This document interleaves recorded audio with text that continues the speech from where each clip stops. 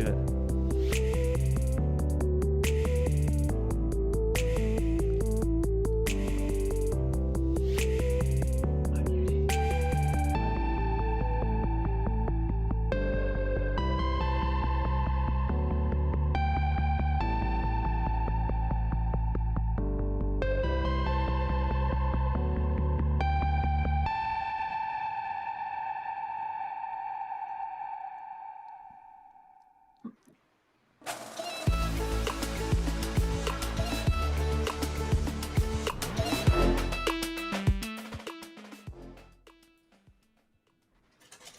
What's up, everybody? We are here for SHOWMEZ Season 2, Episode 2. Thank you so much for joining us. We are very excited. We have a great show for you tonight.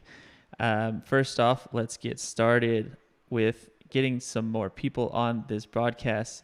Go to your favorite social media channels and hashtag SHOWMEZ. Share the broadcast. We would greatly appreciate it. Now let's invite my other co-hosts, Nate Sexton, Jeremy Koling, and Paul Ulibarri. What's up, guys? Let's go, baby. He would bring that onto the show, wouldn't he? Of course. I hope that sound isn't somehow like owned by somebody that's going to flag it and demonetize this, because we're going to be sending you a bill if that's the case. I'm pretty sure Pitbull does own rights to the DJ horn, but I'm still going to borrow that. Let's go, baby. Oh, my God. What's been going on, guys? Sorry. How's your week been since we last saw everybody? Turn them speakers up, man. It's SHOWMEZ. I'm doing great. That's it. It's been a good week for sure. We've had really nice weather here. These guys in Charlotte, it's nice weather all the time. But up here in Washington, a sunny day doesn't go unnoticed this time of year. Nice. It's been great, man. Paul and I we've actually played a couple times this week, doing lessons, doing some business networking stuff, and like working on different things. But yeah, there's a lot of good things going on down here in Charlotte, and like, yeah, a nice 50-degree day seems like probably paradise for people living up in Olympia, Washington. But yeah, it's been pretty nice this week, actually. The rain's been down and the sun's been out. It's been pretty nice. Yeah, it's pretty crazy, honestly, to think that the tour's so close, and like every day that goes by, it's like so busy. It goes by so fast, and then it's one day closer to Vegas, and it's just coming up so fast. So I just find myself like not finding a lot of time for all the things I want to find time. So I guess that's a good thing in a way. And of course, the weather has been pretty nice around here. Nice. Well, I can't believe how soon Vegas is. It sneaks up every year, but I mean, that's part of it.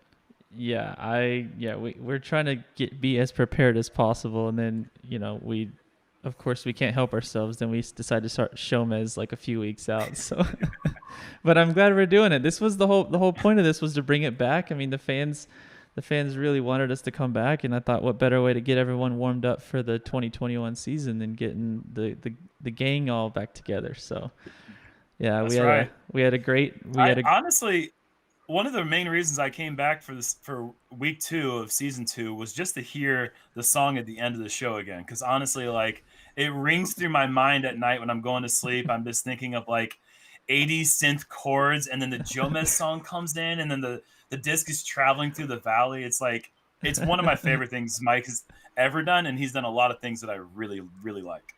So yeah, and I'm sure Mike really likes the horn that you brought, Jerm. So I'm sure it's a double. It's yeah, maybe you guys could do like a collab. We could do like the Jeremy Koling remix, and all it is just you putting the DJ horn over his. Dude, every single time we do commentary. Song.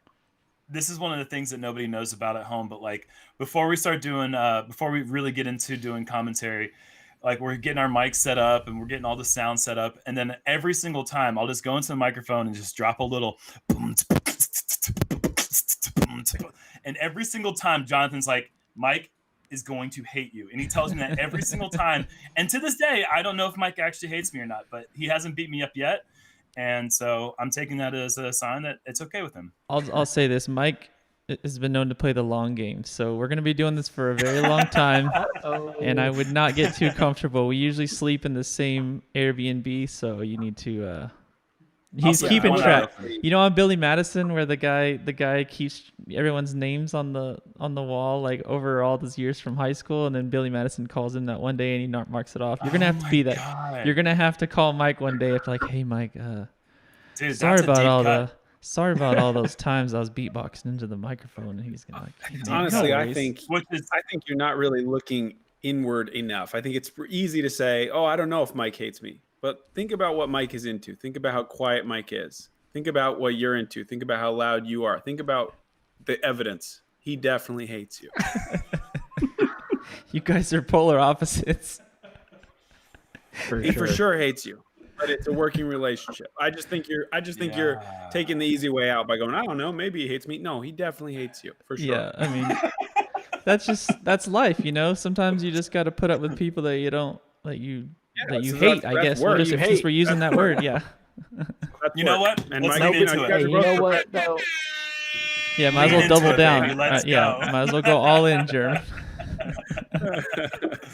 Okay, well, as you know, we are going to have James Conrad on the show tonight. Before we get into that, I wanted to thank everyone for destroying our website last Friday. We had the drop of the Gazellus Ulibarri discs. We had some zones and we had some wraiths, and we've never seen just. I think Juan put it best. He said our website was left in a pile of gigabytes or something like that. Like it was just scattered across the ground like a battlefield. It was awful.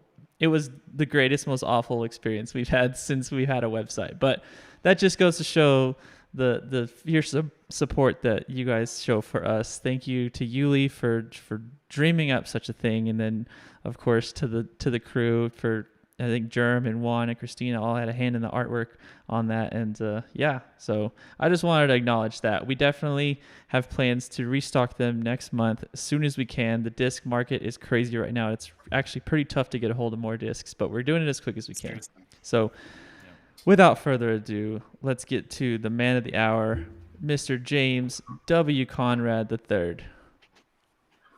Yo, Hey. what up, How's guys? it going, James? It's going well. How about you Dude. guys? We're doing well. We're really excited to have you on. Who are you playing with Nice. next year? I'm ready to announce that information will be available tomorrow. Yes, Sorry, I it can't will say be. it tonight, but Paul. the way it is. Sorry. Oh, good to see you. Good to see you, buddy. You too. Paul just had to say it for everyone on the chat that's going nuts right now. We couldn't Yeah, help it. keep He your couldn't eyes help out himself. tomorrow.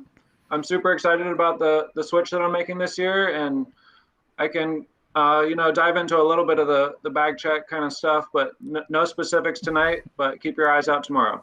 Yeah. All right. So speaking of what have you been up to since I guess the world last saw you? I guess at the back in the Pro Tour Championship. It's been a little while now, I guess, but time's kind of gone pretty quickly. Jordan, my girlfriend, and I spent the holidays on the East Coast.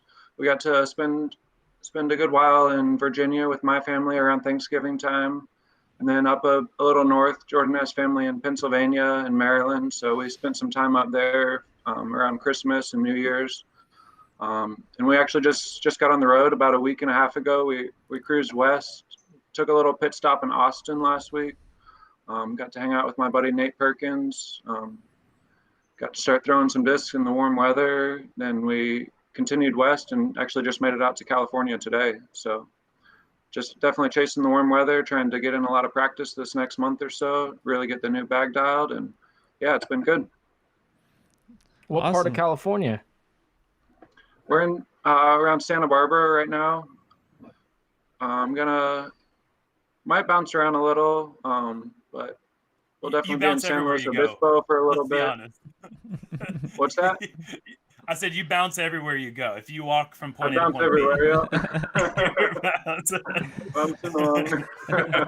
Yeah. Yeah. So that's Can't help awesome. So something that has changed more recently for you, and that actually has made people, made it a little easier for people to follow your journey. These last few weeks, I guess, is that you decided to commit to being more involved on social media. You made some posts on social media back in, I guess it was like probably middle of December, and just telling people that, hey, I'm back and I want to be more present. Like, can you want to talk about that a little more, that decision that you came to be more, it kind of change your social media habits? Because I think it had shown on Instagram that your last post before December of last year was August of 2018. I think you're holding the MVP trophy. So kind of after all that time had passed, well over 2 years, what changed? You know, what got you to say that you wanted to be more present?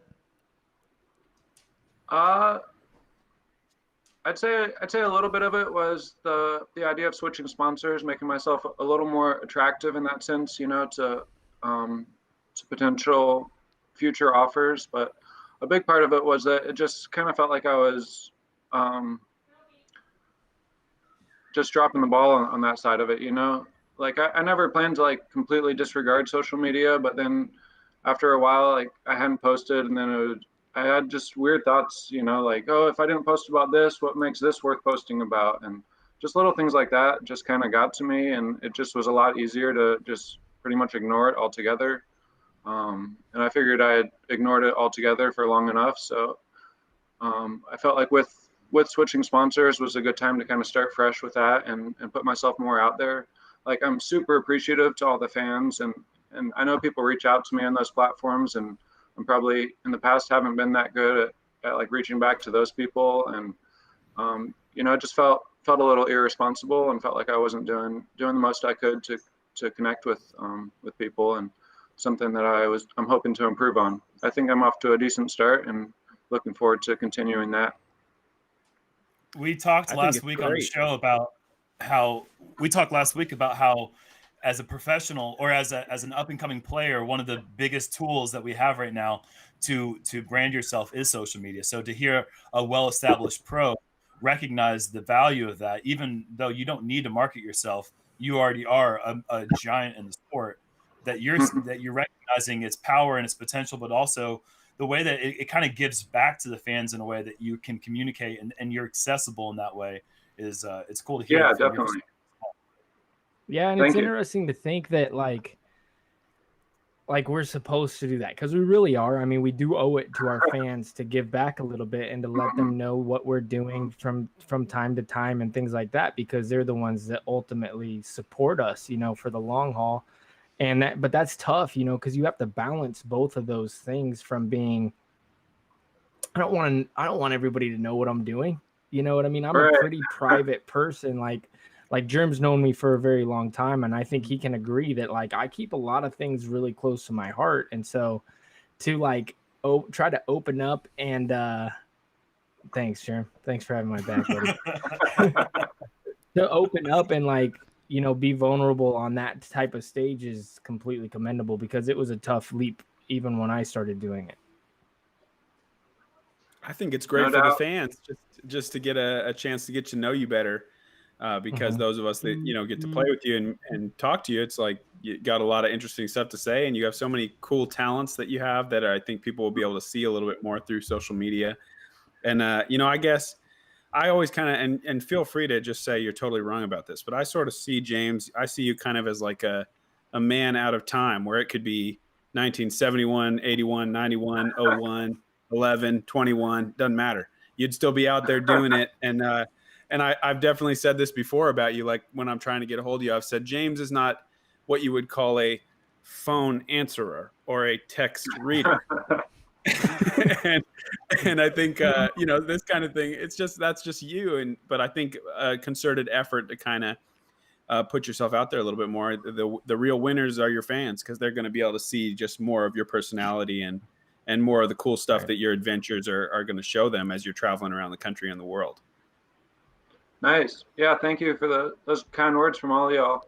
Definitely hoping to be able to balance it, you know, not let it like be too overwhelming. Or like I've had some people say to me, like, imagine how, like, you're so popular in disc golf, imagine how much bigger you could be if you had been like posting all the time. And like my counter to that is that like maybe I would be, maybe more people would know me, but would I have been able to improve on my game so much?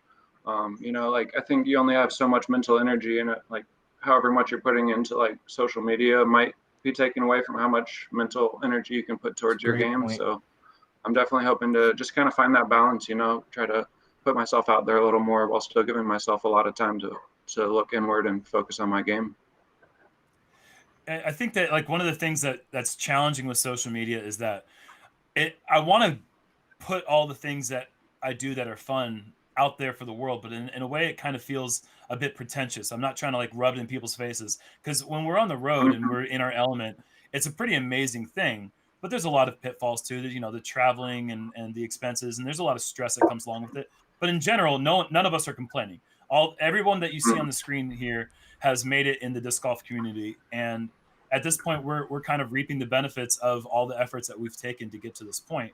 And it can kind of seem a little bit like arrogant, I think, to be like, hey, look, I'm at like an avocado farm, and I'm like, I didn't do this, but like Perkins and Alyssa and Paige did that during the original quarantine, and it was kind of like, I know, like, gosh, what are you guys doing having the time of your life out there, like constantly like making me feel jealous for being cooped up here, but like you want to share that, but you also don't want to be like, I don't know. It's a balance. It's a weird thing, because I don't always want to be like hawking my products. I don't always want to be like, boom, check this out, I'm sponsored by these people. I want to be like, I want to mix it with lifestyle. And I know that Nate and I have had this conversation, and Paul and I have had this conversation. Like, we want to like make it seem real and authentic, so that when we actually are pushing a product, which is one of our responsibilities with our large social media platforms, that we're doing it in an honest way that is not like, hey, I'm doing this because I'm forced to, but because I really want to, so you can really appreciate that this is something that I really like. Yeah. I feel like you guys all have done a really good job in the past of finding that balance you're talking about, where like showing what you're doing without like rubbing it in anyone's faces or being arrogant about it. Like, I feel like all y'all got it dialed. Nope, I'm always having way more fun than everybody out there. I'm just kidding. I hardly ever have fun. That's what Instagram's all about, right? You're supposed to make your life look as good as possible. I know that I speak for a lot of people when I say that we're definitely glad that we'll be able to follow your journey, a lot more closely. And of course, the main plug here is that you can find James's big announcement on his Instagram tomorrow at James_Conrad_III. That's on Instagram. And of course, James, I think it's James W. Conrad III on Facebook. Or do you have multiple pages? Or just the one? Just that one, Facebook and the Instagram. Those are pretty much the only things I'm working at. Yeah, baby steps, Who do you think you're gonna play for, though? If you I think I'm gonna play disc golf. There you go. Oh. What a great answer. Well, you're gonna slip, buddy. It's tough. You're gonna watch out for you. Oh man, that's great. Well, let's move on to our next topic. Some of you may be well aware of what happened on Reddit in the last 48 hours on disc golf Reddit. Let's just say it had to do with a guy named Pirate Doug and his use of invoking maritime law. So if you aren't familiar, I'd suggest you go over there, and you will be you might be there a while, because there's it from what I read from the moderators, it was the biggest day ever on the disc golf Reddit. The disc golf subreddit. That's bigger than ESPN, like the disc golf ESPN and CBS and all that. Like, for some reason, this one guy just lit the whole thing on fire. So I wanted to kind of get into your guys' thoughts on lost and found disc culture. Doug. Yeah. I mean, so the gist of this specific instance, just to kind of get us like talking, was this guy named Doug found a disc. It had a name and a phone number on the back. This has happened many times. The guy texts the number, says, "Hey, I've got your disc." But in this instant, he says, "Give me $10 for it if you want it back." And the other guy responds, $10 for my own disc? No, thanks. And he was like, he took offense to that. Like, well, I put in a lot of work. I got wet. Technically your disc is my property under maritime law. and then some other choice words, and then that was the end of the exchange. And so it gets people talking. Like we've seen this debate quite a bit. Like, is it right for someone to ask for basically a ransom or a finder's fee for returning a disc? All right, I'll start off because I grew up in Arizona playing in Fountain Hills and Vista del Camino, which are the wateriest courses on the planet. Okay. If you throw a disc in the Fountain Hills goop water and you want it back, you can go in there and get it back. If you don't want it back, there is other people who will go in there and get them. There's a really fine line, okay? There's a fine line because there are people who do this for a living, and I'm not joking about this. There are people who go into the water to find the They're called discs, squids. take them out, and then return them to a shop or sell them if they don't have names on them. Like, this is a real thing. They're taking their precious time to go into the water, and sometimes they have rakes to where they throw them in the water and they dig them out, and then they have that. That takes time and effort. They should be rewarded something for this time and effort. At the same time, you don't need to ask for anything. If you're going to call, I've had. Well, hold on a second, Paul. Paul, he was asking for just a mere $10. Oh my gosh. So here's what's hilarious. I've heard stories of people literally calling and being like, "Hey, I got your disc. Bye." Like, Yeah. there's I've had people that like call. that. I've had that call. Yeah, there's people like that, the and then there worst. are people who actually go in there and work to do it. And like, I'm happy. I've multiple times told like a guy, like, if you go in there, I'll give you $50 to find my disc. Like, legitimately, I've done that, and they've gone in there and I've given them $50. So I think a lot of it has to do with the course, honestly, and kind of like the natural rules surrounding that park. And I mean, I think it has to do with a different natural rule. If it's a lake, that's probably not connected to the sea. And in that case, I don't think maritime law has really any bearing on what's going on. But if it's in a stream or a river, that's going to be a different issue because you're going to have merchant marines have kind of a stake in that now, because that's something you could take your little tugboat all the way up, all the way into mid-America, right up the Mississippi, all the way to the Eureka Park, wherever you want to go. You take your tugboat in there, whatever you control up from the bottom, that's your property. And I think Pirate Doug is aware of that, So lake, that's a low thing to ask for anything out of a lake. That's not maritime law at all. Stream or ocean, you're going to get rich. Wow. It's good stuff there, Nate. Oh my god. Yeah, I think that you take someone's disc.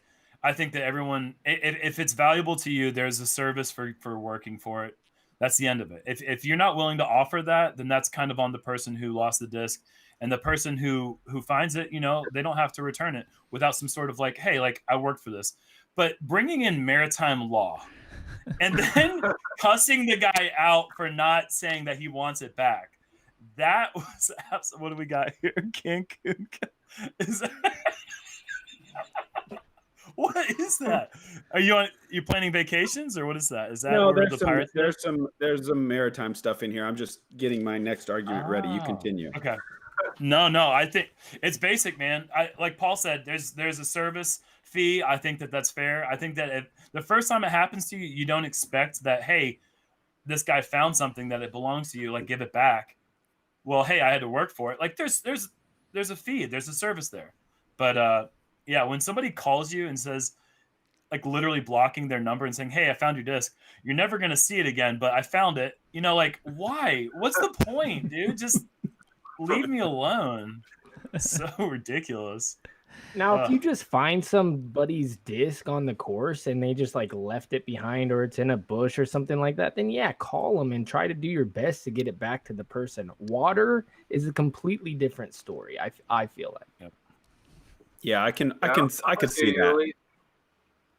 I'm totally with you, Uli. Like, I feel like there's certain times where it's absolutely worth getting like paying someone. Like if it's a disc that you care that much about and you weren't able to find it, like I feel like if they're going out there and putting in hours worth of work, trying to collect discs, I feel like it's a little weird on their part to be trying to make money that way. But if that's what they're doing and they're going somewhere that you're not willing to go, I feel like I can respect someone wanting a little bit of a reward for the disc. But like you said, if you just find a disc on the court, try to ransom it off, or if you try to get shystery, like coming up with maritime law, like that makes it a little weirder, you know. Like at least be honest about what you're doing. Like, come on. I think you're definitely.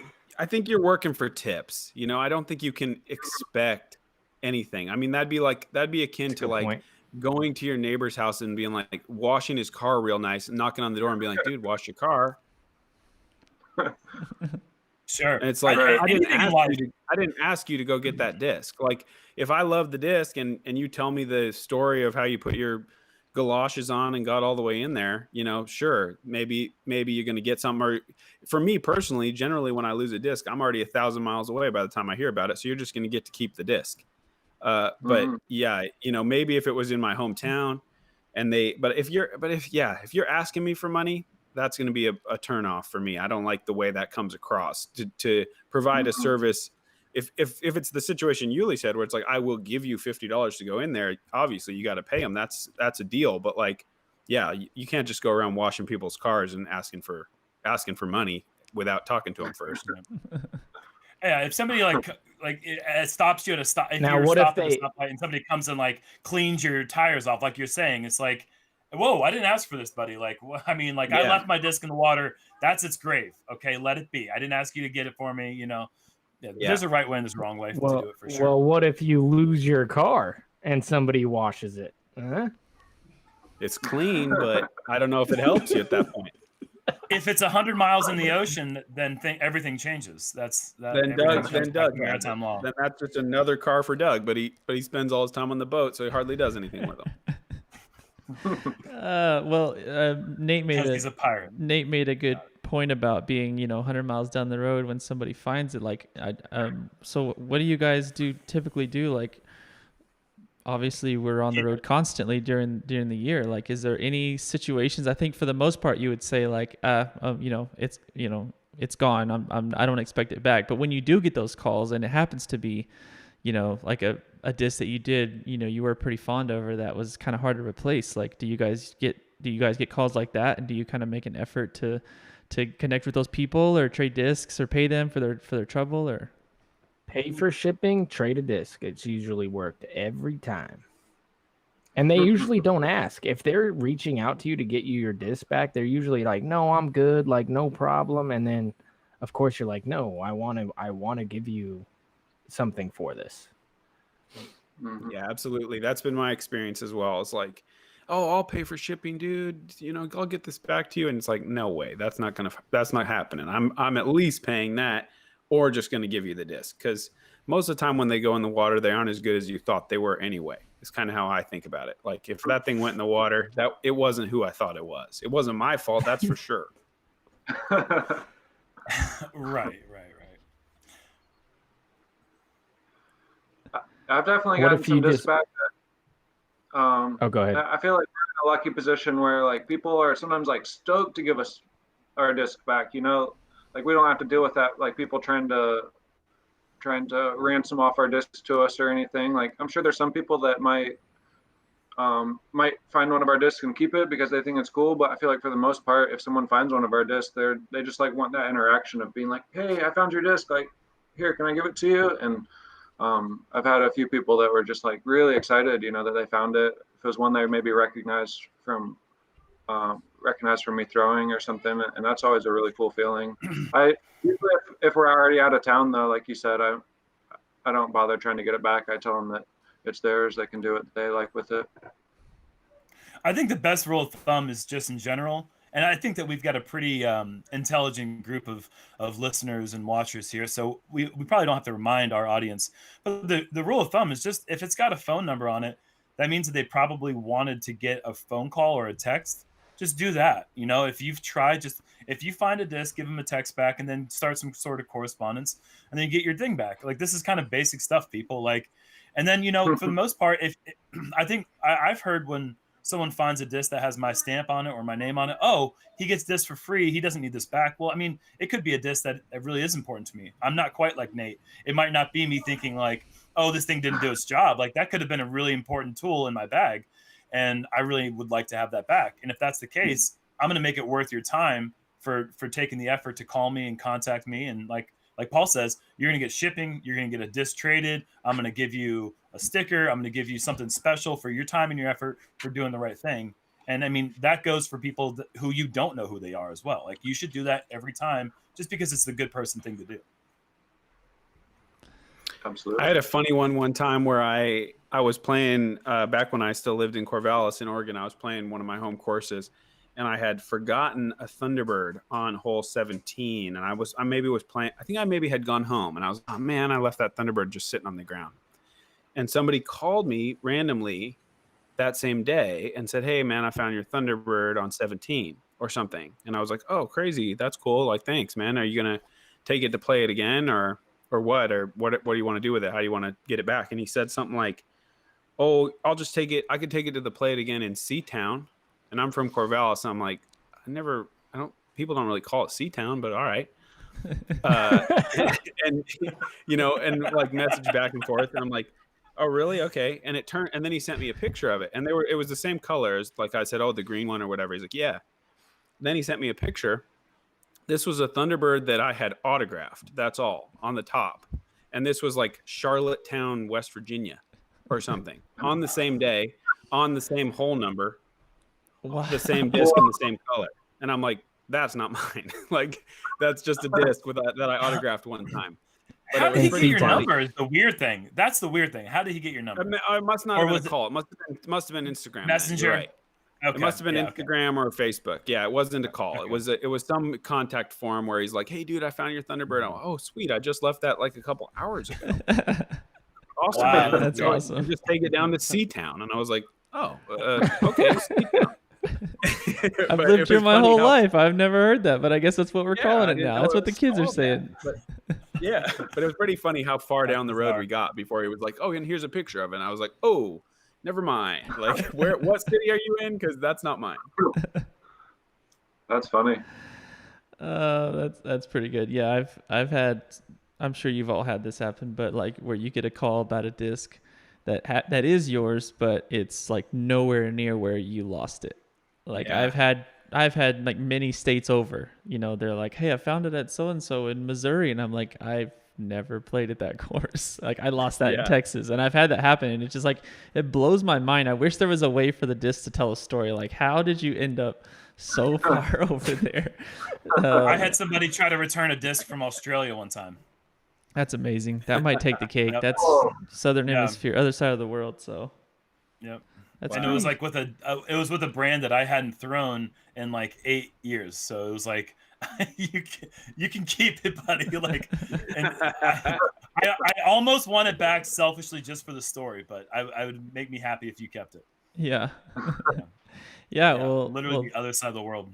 That's a good segue for us. Speaking of brands you haven't thrown in 8 years, we did want to talk a little bit about the process that you pros that you guys go through when you change bags, when you change manufacturer sponsorships. And obviously James is in the middle of that process right now, and Jerm and Uli have both experienced that multiple times in their careers. I just wanted to see like how you guys, maybe if anything, can kind of shed some light on that process, and maybe give James, not that he needs a ton of advice, but maybe some little things that can come up to help that transition. Yeah, well, the first thing is, I'll just read my book. Yeah, Mr. Innova for life. The first thing is like, well, first of all, who are you going to? And then we can really kind of dive deep into this conversation. You're not tricking me that easy, Uli. Drew me back in. Now I want to hear this conversation.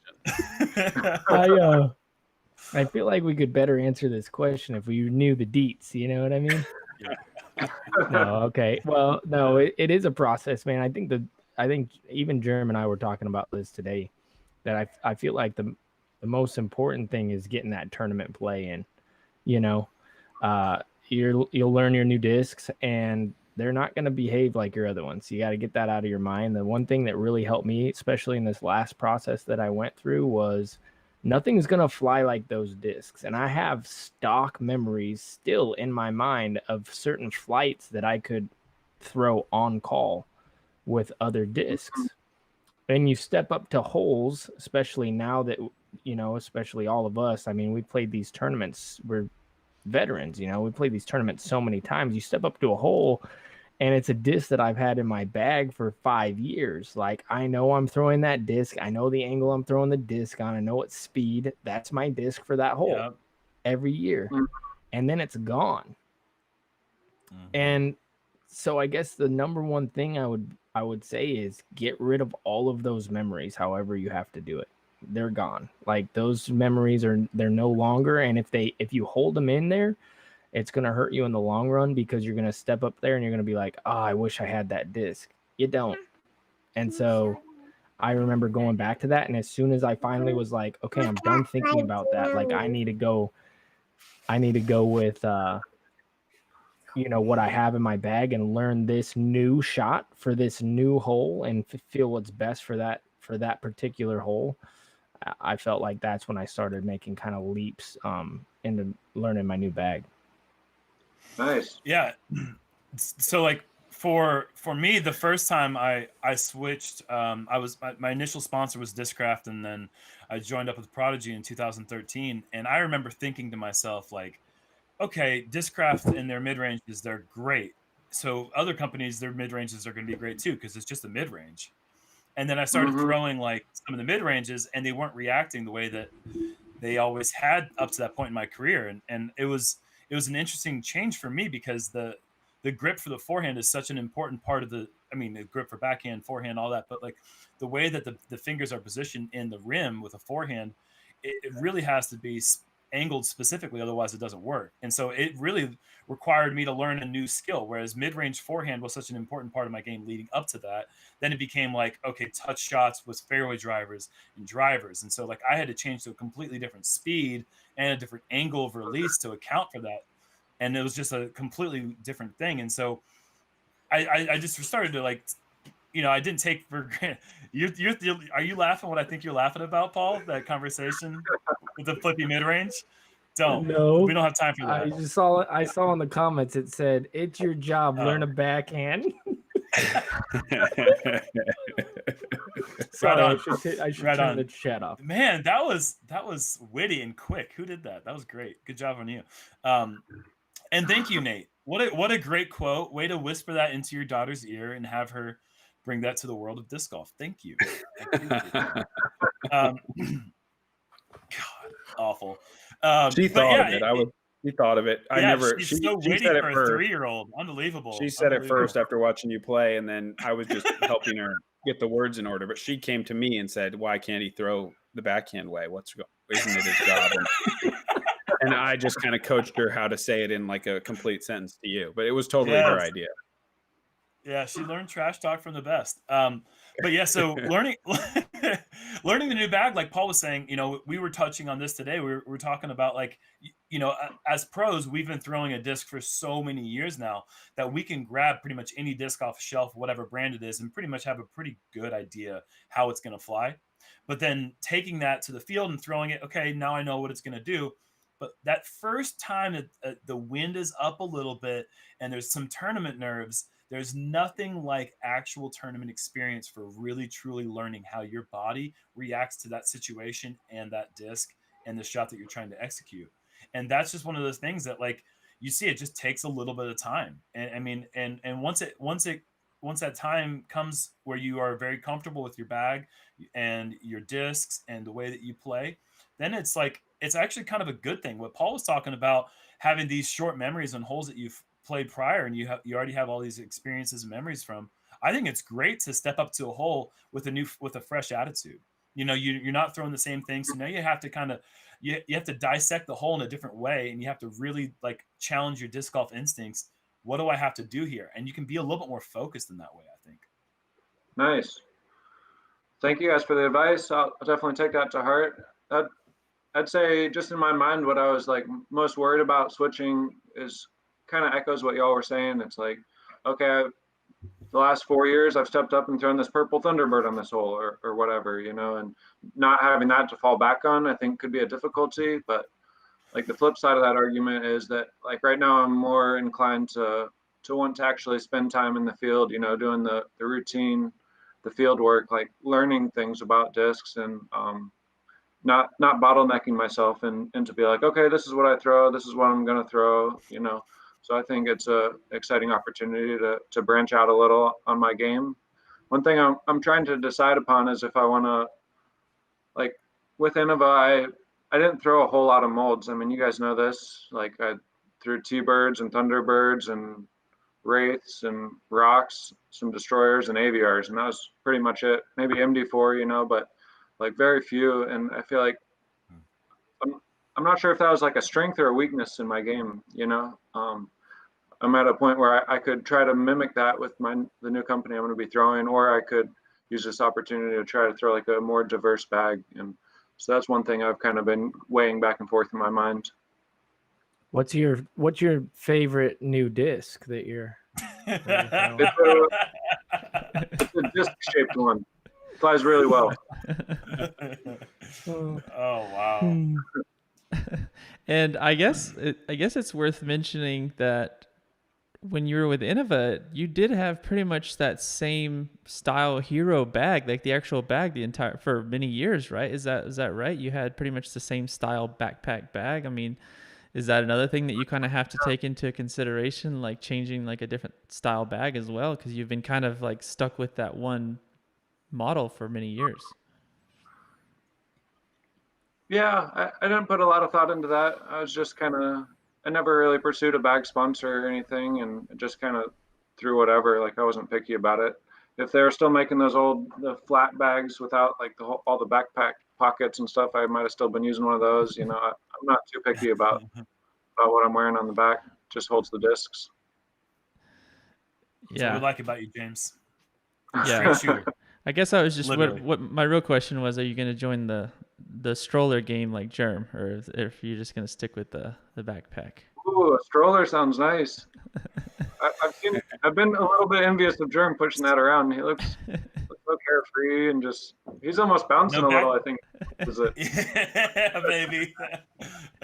Hey man, no back pain in the last 2 years. It's, you know, he'll twist an ankle if he bounces. Yeah, I was gonna say a lot of the no back pain thing for Jerm is mainly just because he's always got somebody that ends up having to carry the cart for him over the branches or up the stairs, or it's basically the buddy system whenever you commit to the stroller life. Yeah. Hey man, my bag sponsor literally recommended I carry that thing. I was like, hold on a second. You don't want me to carry your backpack on my back? You want me to push it on a cart? He's like, well, yeah, it's like a perfect display piece for it. I was like, yeah, you sold me right there, dude. I'm good. Let's do it. Oh, that's awesome. Well, we really appreciate, Uli and Jerm and your insight, and James, of course, just kind of giving us a little bit of insight onto the process, being in the middle of that right now. So we know that that's a pretty big moment, in your career that you can look back on. But I think it just makes it definitely strengthens, your skill, and like really makes you look into, like what you said, like, I had fewer discs. Is that a good or a bad thing? And then you'll be able to kind of ask yourself that and figure that out here in the coming weeks. Before we know it, we're going to be in Las Vegas. So I guess I should ask: is that your first planned actual sanctioned event that you're going to be playing?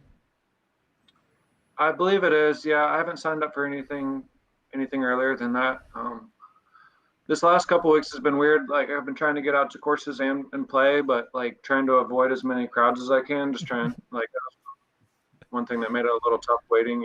It's not like I can really be on a course and people don't notice, which is funny. So like trying to just focus more on the field work and stuff like that. But it's fun to be able to be out in the public about it and like sharing what I'm liking about my new discs and stuff.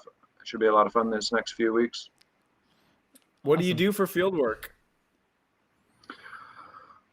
I've just I kind of focus on like a certain speed of disc and just try to get in as many reps as I can with like one day with putters, one day with mids, one day with fairways. I don't try to like really wear myself out by trying to throw like 500 shots in a day, you know, maybe like 1 to 200 good shots on like a variety of angles. And it doesn't even take that long, you know, but just getting in those reps and really dialing in which discs I'm feeling comfortable within, which ones I'm liking, which ones maybe not liking quite so much.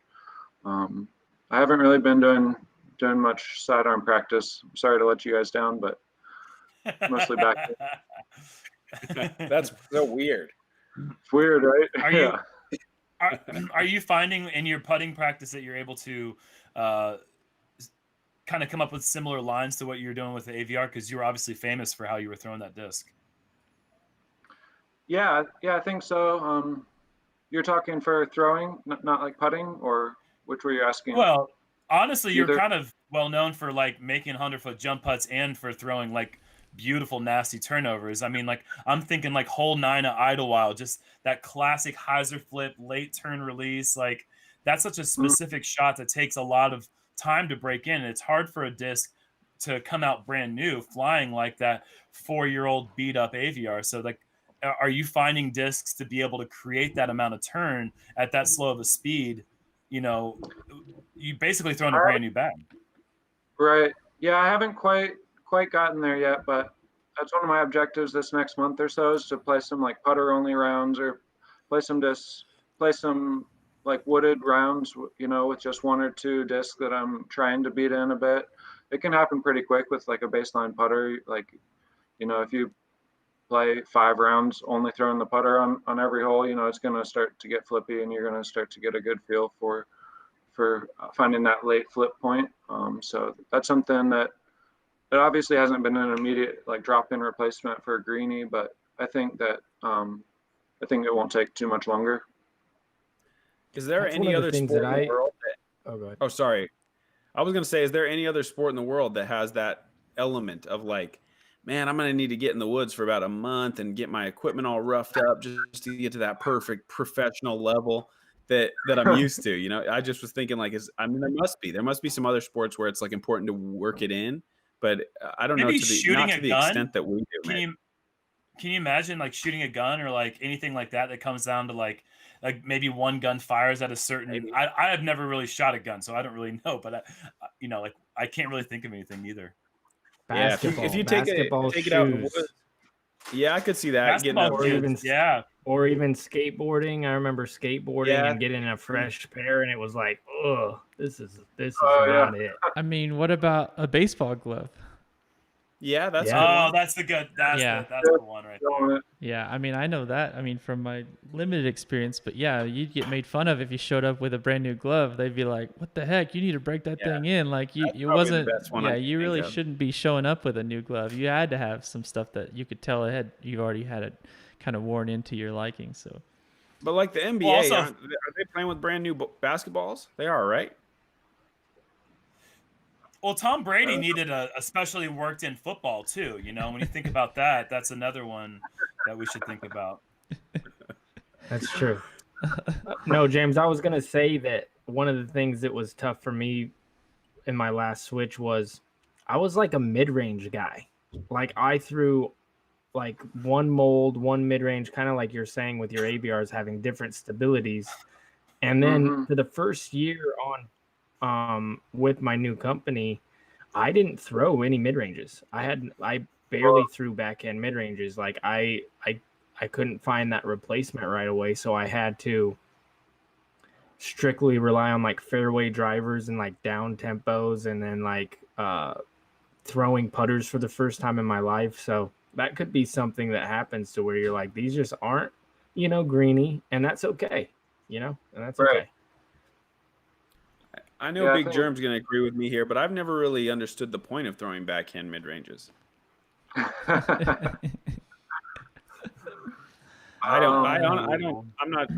just not into it. Shot? I think it's pretty 400, nice. please. I wish. Maybe then I'd do it. I'm working on it, baby. I'm working on it. I've been working on it for about 20 years. Progress is slow. Progress is very slow. Progress is slow. I had a backhand mid-range spit out for ace on a 330-foot hole that Paul saw yesterday. So, you know, on a tight gap, if I get gap, on a slow on a flip tight up. gap, and for that, you know what? Oh God! Just when Michael was finally getting calmed down from the first time. I just want to wrap up this topic by saying I think without putting too much pressure on you, James, I think the true test on how well you get accustomed to your new bag is whenever I'm lining up a shot or Brian's there lining up the SHOWMEZ angle on hole 3 at Idlewild.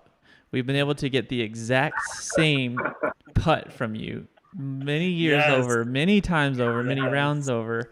And I think that you land where you always land, right there, 35 feet out, and you can that putt.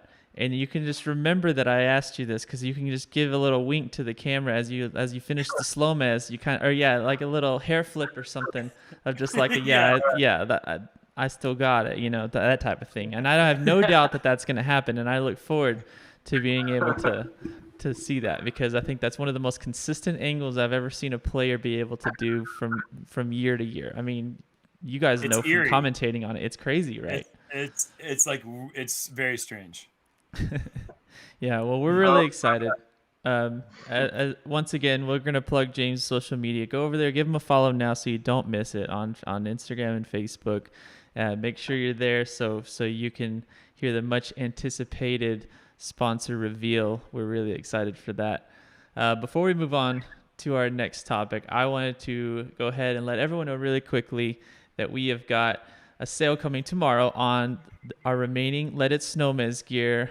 I love these designs that we were able to come out with this year. So we've got a sale going on starting tomorrow, 20% off of the Let It SHOWMEZ winter collection. Sign up for the email newsletter while you're there so you can stay up to date with new drops and restocks of that coveted Gazelle disc that demolished our website last Friday. So visit JomezPro.com tomorrow to get yours while supplies last. We appreciate the support. All right, as we move on to our next topic, I just want to give a quick shout out to everyone on here. We've got 3,300 plus people. That's well above what we had last week. Sorry to the normal crew, but we can tell that everyone's here to see Mr. Conrad and just see if he's going to slip up over. He's done really well so far. No, we efforts.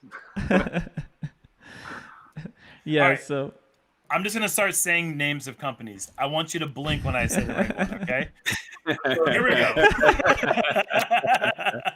He's a smart one. He is. He's very strong-willed. He's not going to slip up. Let's move on to our next topic. I want to talk about live music on tour. I know that James is a huge fan of live music, and some of your favorite things to do is in your off time, you know, when you're not on the course or between events or whatever, is to go hit up, you know, shows. And obviously 2020 was a little bit of a different story, but we're optimistic that we're going to kind of, you know, get back to business as usual as we knew it before the pandemic. So yeah, I just wanted to get some of your favorite events or some of your favorite bands. And I think even you can mention, didn't you meet your girlfriend Jordan at a music festival? I did, yeah. I met her just north of Pittsburgh. It was at a pretty small music festival called Resonance. That was in September of, what was that, 2018, 2019. Had to check.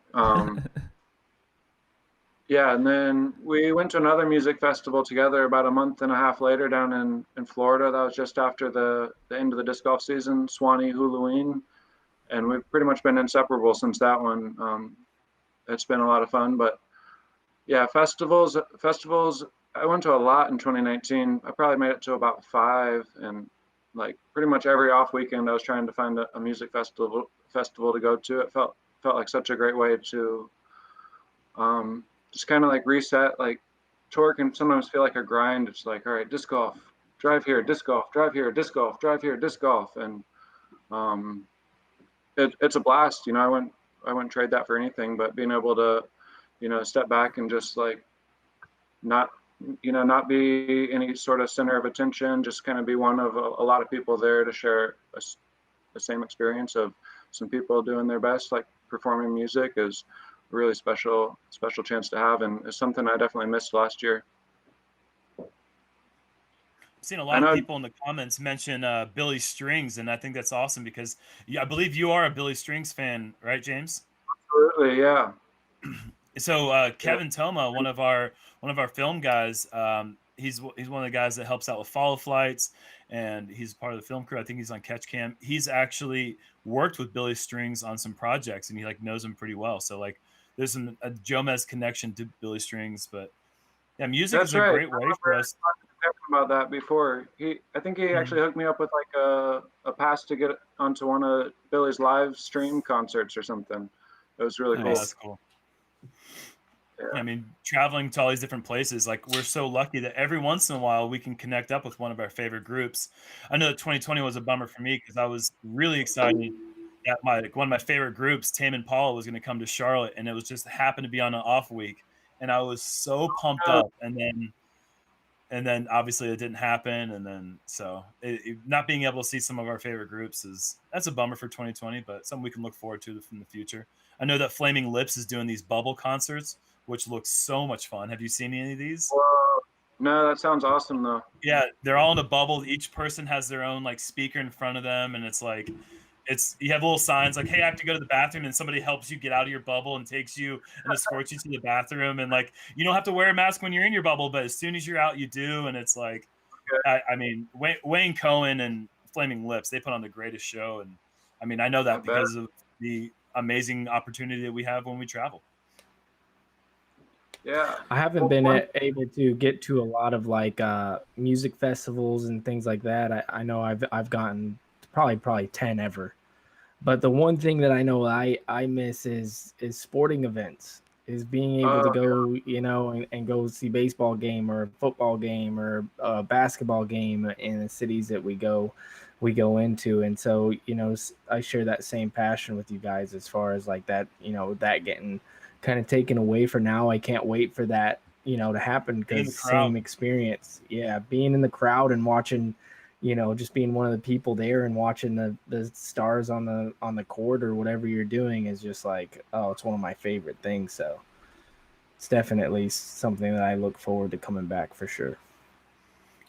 I'd say just being a dad, I don't do any of that stuff, but it does sound fun. And I'm actually so embarrassed that I'm gonna take these off because these are fake, and I was just wearing these to try to look cool. Thanks for coming clean, Nate. We really appreciate it. It took a lot of courage to do that. Blown right now. What? Why even do it? Well, I was trying. If he's gonna do it, then I might as well. No, yours are not. Mine are real. I know. You and Jonathan always look so media savvy. I tried to bring my mic into the frame of the video. I would try to get a new backdrop. Yeah, isn't that a toy microphone from like Coraline's little karaoke set? Yeah. James actually has his microphone and his speakers built into his conditioner, so it actually goes straight into his hair, and so he never has to wear a device. And it's pretty amazing technology that they came out with. So shout out to Pantene Pro V again. Yeah, we never have to mic James during the rounds because because of that it has its own frequency. So we're we'd like to convince more players to do that over time, but it's going to take a while to get to James's level. No, but very expensive. I guess Nate, I mean, you said you being a dad, you don't really have the time for that. But is there anything that you do get excited about, like whenever you are? I know you don't necessarily go on tour, but like when you're maybe out for a little bit of an extended period of time, that what do you kind of look forward to as kind of getting away from disc golf? Man, I don't even know. I feel like it's crazy, man. It's going to be a year since I played a national level tournament when I show up at Vegas because I got hurt for USDGC. It's like I'm living in a different world right now. But just seeing friends and back in the day, going to a NBA game or even a concert, that sounds awesome. That's stuff I've done, or going just whatever, Top Golf, hanging out with people, that kind of thing. But nothing, I don't feel like I have like a go-to, like, oh, I always go and hunt down this one experience. It's just kind of what are people getting into that are my friends, and I don't really care what it is. I'm going to have fun if it's the people that I like to hang out with. Another thing is being able to invite a bunch of people over. You know what I mean? Just have like a big tour dinner or something like that. Like, yeah, that's something that like even last year we didn't get to do, and it was something that like is one of my favorite things is to have like a big dinner where everybody comes over and everybody's cooking and we're all having fun and playing board games or whatever. Like that was the fact that that's awkward now, and you're not allowed to do that is like just mind-blowing. Well, the 2020 was kind of like, if you were a touring player last year, it was so grassroots as far as we were touring because we were playing disc golf. We weren't like in the past. I feel like the idea of what tour meant was kind of muddled into all the other things, shows, sporting events, so on and so forth. Going out to eat, even like stuff you would do every day. Right. That's where the fun really was at a certain point. When disc golf, when you weren't winning tournaments, when you go a year without winning a tournament, like you're there to do your job, but then at the same time, like sometimes the fun isn't on the course. Like the fun is like going out and hanging out with your buds and knowing that no matter what, win, lose, or whatever on the course, like your friends are going to be your friends, and you're going to be able to get together. So like last year we couldn't have that. So it was back to like, I'm doing this because I love this, because I have to play disc golf, because it is the only thing that gives me the purpose of like what makes me whole. And so the people that were doing it last year, like, I mean, I'm sure there's some people that had to do it for financial reasons, but for me, it was much more of like, this is like who I am and what I'm about. This is what I want to do, and this is what I enjoy with my years that I have left in traveling. It's that the camaraderie of the players on the course, but it's the disc golf itself is what like is still amazing to me. The psychology of it and just every bit of it. It's great. Yeah, very well said, Jerm. That was definitely changed our perspective on the sport and the aspect of touring. But I we all look forward to getting back to some sort of sense of normalcy, hopefully by the time we get about the halfway mark of this 2021 season. And I know that I look forward to hopefully being able to, I know every year you invited us, the whole crew out to and all your buddies to Charlotte for your birthday bash, and go to whatever show is at was it the Fillmore in Charlotte? Fillmore, Future Islands. We saw. Dude, Foster the People. I will never forget. Yeah. I've always loved that band. That was dope. And I remember being there and just being so stoked. That was so much fun. I would love to see them again. And if you ever get a chance to go to Big Jerm's birthday bash, I mean, clear your schedule. It's going to be fun. It's a bash. But also, all of us, 4 of us on this screen have a birthday. One of us has a birthday week. And it's kind of a lineup. It's there's stuff going on. You got to be here. You got to get here. You got to bring presents here. It's a big thing. But I would, if I ever get the chance to go again, you can trust me, I'll be there. Oh, the thing that makes it so great, and the reason it turns out to be a production, is that it's incredibly fortunate on the timing. Like if we landed in Olympia, Washington for a major event on your birthday week, I would think that you wouldn't do the same things that I do. But if we were maybe in Arizona, it's a personality thing. It's a personality thing. So, the fact that my birthday is during USDGC week in my hometown, it's pretty special. It's a pretty amazing thing that like every once in a while, Nate Doss would get that with the Masters Cup, because we'd be back in Santa Cruz and it'd be his birthday. And I don't know if he necessarily had any great parties, but like with me, it's the end of the season. Players are ready to like just kind of party a little bit. It's like all that grinding. And now it's like time to start getting ready for the off season. And I don't know. It seems like the bash is the right way to end the season off. Yeah, I've and never called it that, but it will be called that from now on. to Jerm's credit, he took one for the team in this last year, and he came to Jonesboro on his birthday weekend, and he was a team player. So there's never been any question, but he did. Yeah, he had to really force a smile for that one, but we're glad he did. We had a great time with that. So It was good. We made the best of it. I look forward to your birthday this year and being able to go to a show. I have confidence that we'll be in some version of that will happen. And yeah, and one thing I want to end on, the whole music scene thing. I'm calling it now. I don't know. I doubt Caleb Visca's on right now, but hopefully he'll find a way to watch this broadcast. But there's no way that Caleb Visca's event. Sorry, I'm gonna switch over.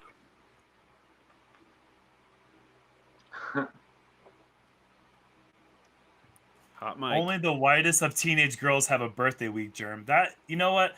These comments are distracting, but every once in a while I come across one that's funny. That one, yeah. Ooh, nice one. You got me there. Yeah, I never said I had a birthday week. These guys said I had a birthday week. How do I point to that? My birthday is always was actually sweet because it was during Nantucket, which was always nice for a few years there. It's a party and week. Then it was, and then it was in Green Mountain Championships. So Nice. one time at the World. So yeah, I've been pretty lucky with where my birthday landed. James has the Nate coolest and I share a birthday in birthday? disc golf. May 4th? Yeah, You man. share a birthday with Nate and Will Will. Schustrick. Will. Yeah. No what the way. heck? Has it been, and James, Yes. has it been your experience that like nobody mentioned this whole Star Wars Day thing until like about 3-4 years ago? Has that happened to you? I feel like it was at least 5 years ago, but not when I was a kid, for sure. No, nobody ever said that to me until like kind of recently. Like, oh, Star Wars Day. Yeah, it's People get interesting. really excited about it, and it's okay. It's cool, but Yeah, yeah, it's the best birthday I've ever had personally. yeah. So what do you think? What do you think like this year, as far as, and this is specifically for James, what do you think you'll be throwing like in your bag if we were gonna? I think I'll be Right doing when I'm very about few shots per taking round. a swig, man. Really. What do you think we could do with that? I'll give you 20 where's bucks. the tour? Where's the tour May 4th every year on let's just change the subject, Paul. Sometimes it's Masters Cup. There's been times when when Masters Cup's coming really pretty early. I remember having birthdays there before. Kansas. Yeah, this year we're gonna be like Kansas ends in like the second or something. Mm-hmm. Oh, wow. I mean, while we're waiting for Jonathan, I'm here. what do you guys I'm think about the? No, you're not here because your camera's okay. not on. Sorry. So while Jonathan's not here, what do you guys think about the DDO change, or the Glassbone changing the name to DDO?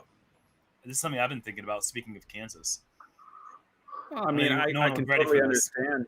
I can totally understand Dynamic Discs wanting their name front and center on something that they put so much money and effort into every single year. Sure. Obviously, Glassbone has that nostalgia, and it's a cooler name, clearly. But you know, I don't have any problem with them saying Dynamic Discs Open and trying to get their name on all the logos, and you know, because they're putting big money and so much work into bringing us all into Emporia and doing a great tournament every year. So not as cool of a name, but totally understand why they're doing it. Don't have a problem with it. You know, when I think about like there you are, so we can change the subject. But when I think about like the Glassbone, because we've all been around for long enough, like that is synonymous with Dynamic Discs. But then I have to remind myself that we're turning over so many new players so quickly all the time that Glassbone might not mean Dynamic Discs to a new player who just started playing. So having that name, I guess it makes sense. But I kind of do miss the name because Glassbone was such just a sweet name. Like nothing else was like that. And to be frank, we were always getting blown around out there, so it was another great name because it kind of tied back into the event. It really did have like a double meaning that was pretty unique that you couldn't really have that happen in any other tournament name. So I thought that was pretty cool. But we look forward to going to Emporia every year. So whether it's called the Dynamic Disc Open or the Glassbone Open, we know that crew is going to put on an amazing event and we're going to have a great time. Absolutely. So. as we get ready to talk about our last topic, thank you once again, everybody, all 3,000 plus of you. I want to say, before we get into our last topic, we do have a pretty special treat, a little teaser trailer for a Patreon exclusive that we have that we're going to wrap up the show with after this last topic. So don't go anywhere after we discuss this, which happens to be the topic of tee pads that we wanted to take advantage of discussing while we have James with us, because I mean, most of the fans know that watching the coverage, watching the reaction cam angles and stuff, we get to watch James's warm up. We get to watch everybody's warm up, and yours is so unique in that you seem to require more space than the average professional disc golfer. And which is great. It's just very unique to you. I think you've probably made Jerry and every other tee camera operator move more than anyone else, just kind of backing off the tee pad. But we come to expect it. I know I watch Jerry now, and he knows everyone's kind of nuances and habits. And yours is that Jerry is going to move over to the left a little bit because you're going to go to that back right corner of the pad or step off. So, what are your thoughts on tee pads, like on the tour, like as far as what you see on elite level events, how they vary? Is it something that you think that should be more regulated, or do you kind of just kind of go with it, like every tee pad kind of has its own character, for the course that it's on? I would definitely appreciate if it was like more regulated, but I try not to think about it too much. Like in the past, I've gotten worked up about tee pads to the point where it like negatively affected me beyond just the actual tee pad negatively affecting me. So, on like a individual tournament scale, it's not really worth complaining about. It's not worth being upset about. It's just worth, like, the only thing I can do is try to make the most out of the tee pads that are there. Just as far as the sport in general, like, I think we could definitely use, if not bigger, at least more standardized tees, and like especially like the front of the tee pads. I feel like a lot of times that's somewhat neglected, and I'm not the only person that follows through like beyond the front of the tee pad, and I feel like when you're trying to commit everything you have to a shot, that then having to worry about whether you're gonna like roll an ankle or fall over or hurt yourself, on the follow through of a throw, I feel like is an area that we could definitely be a little more conscious and have something a little more standardized, but I'd love if all tee pads were like 10 feet by 20 feet. I feel like I'd shoot better a lot of rounds, but they're not there. And I don't know if it should be that huge. I would love it. Like, I feel like just because I'm tall or just because of the way I throw, I'm not sure if that should be a disadvantage. I know it's something that I've learned, so it's kind of in my effect, but it's not like I'm taking like 20 twinkle toe steps. I'm taking like a 5-step run up, it just happens to cover like 16 feet or whatever. So I just think it's just your style. I think, James probably does throw it the farthest of anybody you're looking at right here, but I think for sure James throws the hardest. And what I mean by that is, like, he's a unique, sorry, Jerm, but it's true. You're a unique player, I think, in that you're so accurate and so committed up to like 94% of what you've got in your body.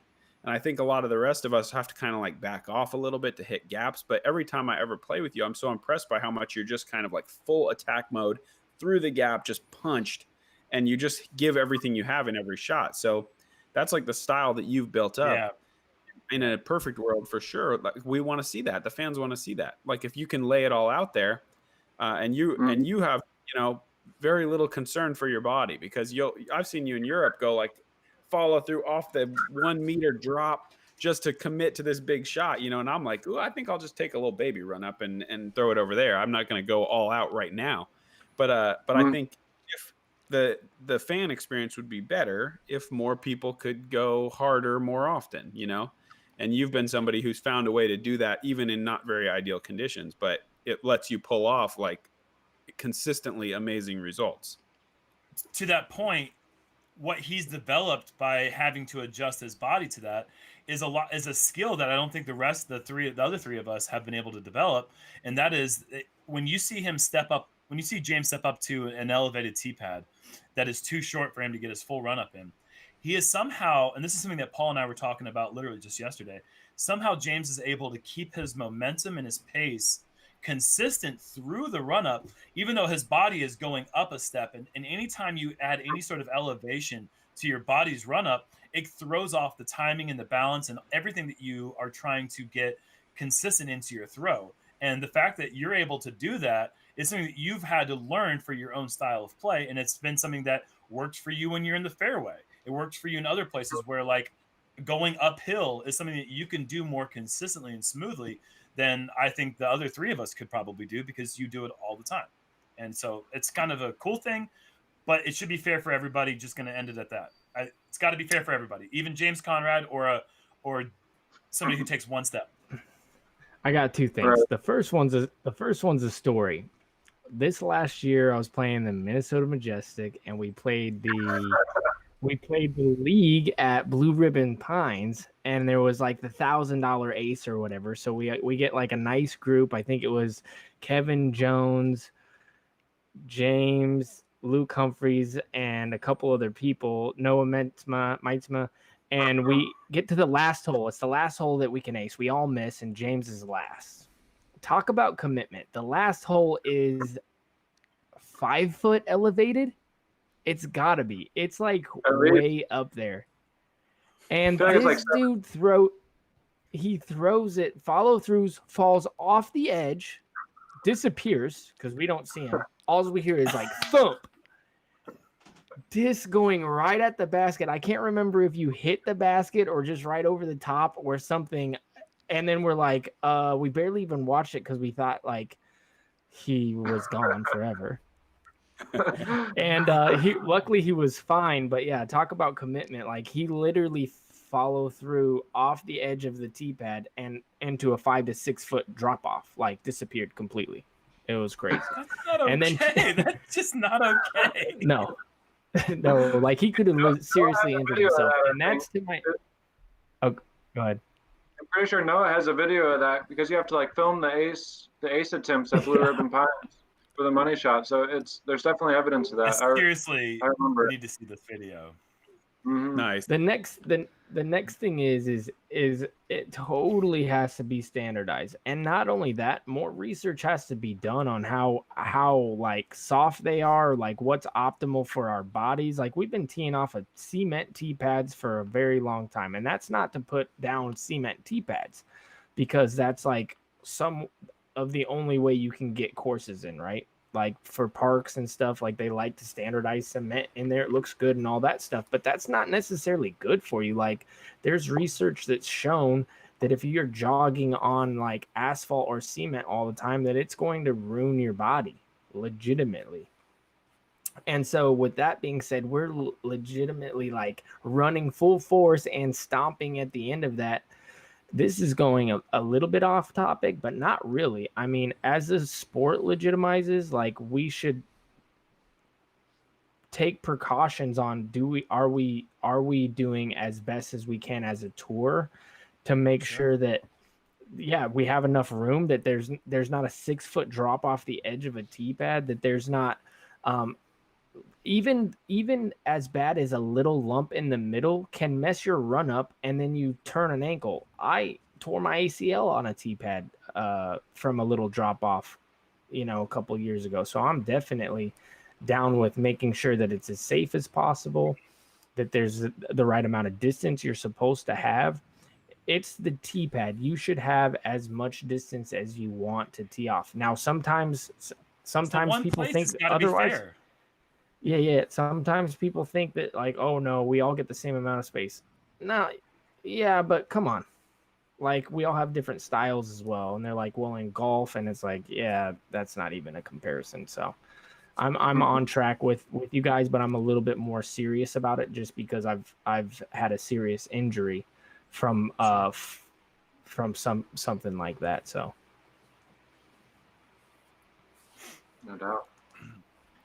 It's just got to be flat. And if anyone's ever been to Roy G Park in Austin, Texas, that is a prime example of what a tee pad should look like. It's flat. It's big. I would say it's probably 8 feet wide by like 16 feet, but it could be wrong. It could be smaller than that. But what they've done is at the end of the tee box and all the way around, there are pavers that are flat and flush with the tee. And then past that on either side, there are wood chips so that you're not dragging dirt onto the tee area. And to me, like when I came to Roy G the first time and I saw that, I was just like, wow, like Mike Olse knocked it out of the park here with this design. Really truly appreciating what a player can do. It shouldn't eliminate a certain approach angle. If you've ever played with disc golf legend Lavon Wolf, he comes at the tee box and almost does like a U-turn. Like he comes in directly from the side and then he turns right back and he throws. And that, it's awkward and it's unorthodox, but he's made it work for him. James Conrad, he needs about 43 feet. And that's okay because guess what? That's the one place where you should be allowed to do whatever you need to do personally to get into that shot. Whatever you do once that disc leaves your hand on the tee box, it's fair game. But there shouldn't be limbs in my face. I mean, I cannot tell you how many times I've had leaves in my face and I'm like, hey, look, like I understand that you don't have to deal with this, but like this is a problem for me. Like I cannot see the fairway. Like that's not okay. But yeah, tee pad and tee area regulations are a huge topic, and it's something that we really need to take seriously. Like you said, Paul, the sport continues to standardize itself, and we want to take this game serious and like promote it. We got to make sure that we're taking care of pretty basic stuff. Yeah, and even just really quickly speaking from a media standpoint, I mean, there's more and more media on the course covering the sport than now more than ever. And some of these tee pads we go to, like, not to knock on a specific course, like to single them out, but like Idlewild is one where like, some of those tee pads are like pretty much surrounded by the woods, and like, and there's not much room for the camera guys, the media and the photographers to kind of have their space without feeling like we're crowding someone like James, who's going to be all the way on the back of the pad or all the way off the back. And so we're kind of having to compromise angles and things like that. So that's just another thing when we MVP Open at Maple Hill. Yeah. Like for that one, you guys almost have to be like in front of us, and it's just uncomfortable. And the last thing we want is to be just a distraction to the players. But sometimes the course design just kind of bottlenecks us and forces us to do that, or to compromise like the shot quality that we would want, because we're just kind of like, this is just how we have to stand, or so that's just another thing that when it comes to course design and things, like thankfully the newer courses, I think if they plan on being in any sort of elite level course or having any big events, they do take those into consideration. But some of these courses that are a little older that we still hit on tour, that's something it's something that should be taken more seriously, I think. Like even if it means clearing out a few more, saplings or something that are around a tree, just because like that's something that's very important to the sport now, is the media presence. I just got 3 quick notes about 3 courses that you guys mentioned. Roy G, never played it. It's climbing my list. I really want to go there and play that. Idlewild, never played it. I get a lot of messages asking me if I'm scared. I'm terrified. I don't have time or therapy I would need. I'm terrified. And then Blue Ribbon Pines, top 5 hardest courses I've ever played. Oh, soft course. Oh, Charmin Ultra Soft. Charmin Ultra Soft. Yeah, this broadcast is not 100% not sponsored by Charmin Ultra Soft. Speaking of, that's funny. Oh, well, I think we've had some really great conversations tonight. I think we've covered some pretty awesome, some thought-provoking topics. We appreciate everyone that's been on here. Of course, thank you once again to James for joining us and for staying strong even with Uli grilling you like super just multiple times, and I think you did a great job. I commend you. I definitely did not want you to slip up, because I didn't want you to resent coming on SHOWMEZ. Yeah, well, Uli did, but our reputation was at stake, and I definitely, yeah, of course. I guess it's gonna be nice to get the cat out of the bag, though, man. We're looking forward. Yeah. We're very excited for you, man. It's gonna be an exciting year for you, and honestly, I'm happy. I'm with Innova for life, but man, I kind of miss that excitement of like learning that bag again. You know, like sometimes I feel like I want to take the discs out just to learn a new bag because it's kind of an exciting time. So I'm excited for you, man. I think we all are. Thank you, Jerm. Yeah, James, thank you for coming on the show. And thank you. Yeah, thanks for coming on the show, man. Great to see you. And one final plug on my end for my podcast, Running It with Nate Sexton, dropping tomorrow with special guest, the head honcho, Jonathan Jomez. So we had a nice interview that's coming out tomorrow. And then the next episode is going to be Big Jerm Volume 2. The fans couldn't get enough of those tales that he weaves. So we're having Big Jerm on again coming up soon. So hey, and now that James's announcement will be out of the bag, you can get him finally scheduled so he can be doing the, now we're going to be barking up that tree for sure. Yeah. So thank you for bringing that up. Running It with Nate Sexton. They are doing amazing things over there. We had such a blast talking about the media side and RV disasters, and we had some really good stuff. So be sure to go check that out tomorrow morning, everywhere your favorite podcasts are found. Running It with Nate Sexton. James, thank you once again for joining us. We look forward to seeing your announcement tomorrow. So it's really exciting. Thank you for spending time with us. Yep. Thanks, guys. Appreciate it. Later. See ya. All right. As we get ready to wrap up, as promised, we have a really special teaser trailer for a Patreon exclusive. All right, Mike, let's roll it.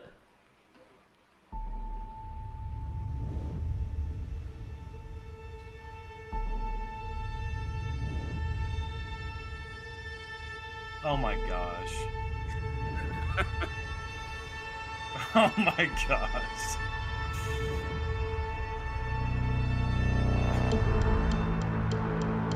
Not many great options. No, not really. I'm going to give it a try.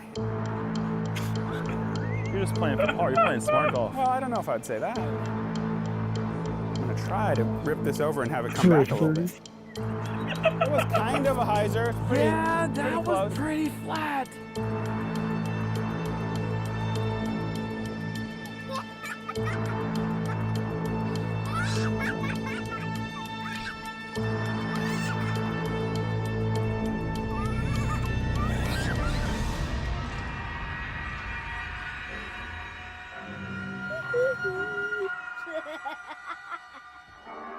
What a compelling YouTube video. You know? Oh, no. Oh, that's so bad. So he's super out of bounds. Oh, no. Two off the tee. I'm fine with 2 off the first. Oh, man. That is going to be so amazing. Ryan Vanderberg did an incredible job taking that disc dice part 2 round and turning it into a 1-minute cinematic experience. Be sure to watch it right now at patreon.com/JomezPro. It is a Patreon exclusive. We will have it up publicly on February 1st, but if you go watch it right now, you can support us for less than $5 a month. Our Patreon supporters also get access to this month's 80s music-themed MP3 download, courtesy of Follow Flight Mike. So, I mean, what else is there to say about that? I cannot wait to see that. I cannot wait. Well, you don't have to wait. that? That's They the did thing. amazing. Patreon.com/JomezPro. I mean, you can go watch it right I did not now. know that you could take anything from that round and turn it into anything like what we just saw. That, to me, is mind-blowing. Unbelievable. Oh, my God. I love it. Wow. It's so good. I couldn't believe it. He just cut that today. I was like, Ryan, I need a 60-second teaser because I was too busy. I would have done it, and it would have just been the most like bland cut of what you guys did, which I'm not saying that what you guys did was bland, but I would have just like, done something quick. And then he was like, no, I got an idea.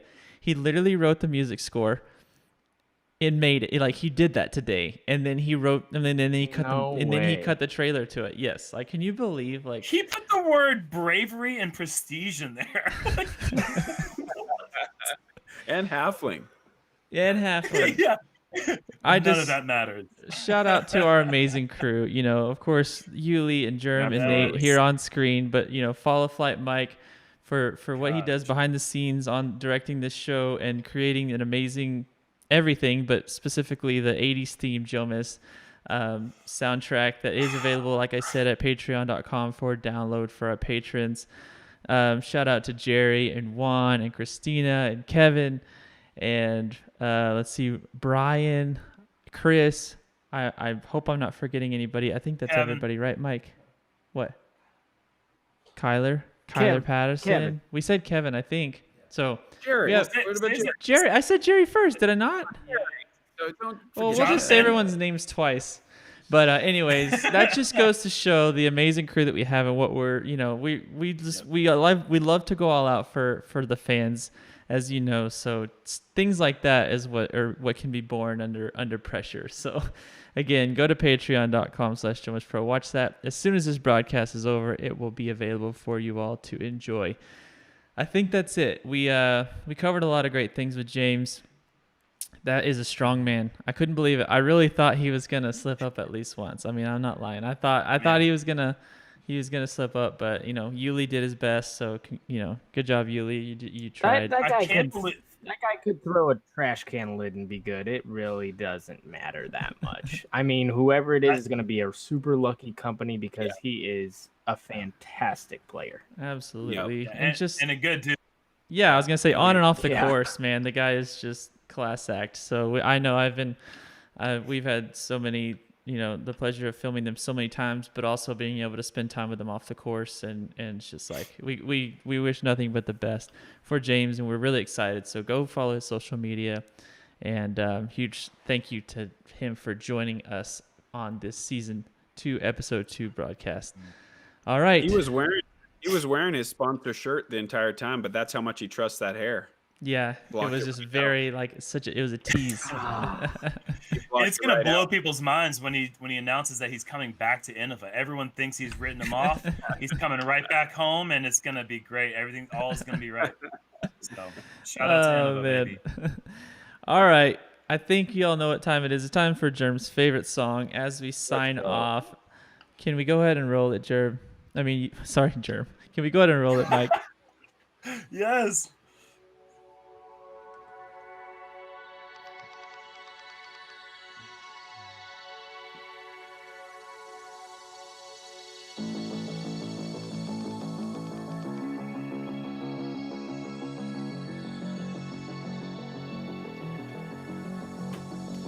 Mike hates you so much, dude.